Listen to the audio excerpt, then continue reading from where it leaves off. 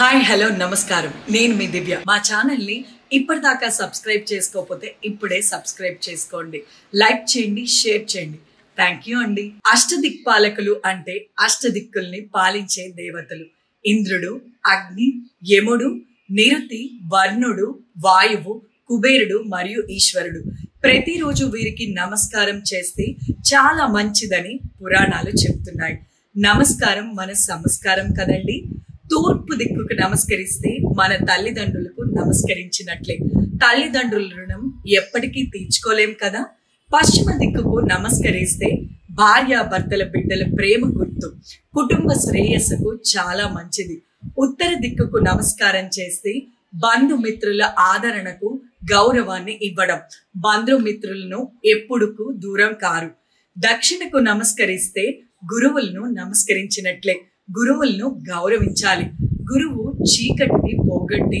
జ్ఞానాన్ని ఇస్తాడు భూమికి నమస్కారం చేయడం సాటి వారి ఆదరణకు గౌరవాన్ని ఇవ్వడం పరోపకార గుణాన్ని పెంచుకోవడం ఆకాశం వైపు నమస్కరించడం మన పూర్వీకులైన మహర్షులకు మహాత్ములకు ఆశీస్సులు కోరుతూ నమస్కరించడం అందువల్ల రోజు ఉదయం స్నానాంతరం అన్ని వైపులకు తిరిగి నమస్కరించడం మన సంప్రదాయం మన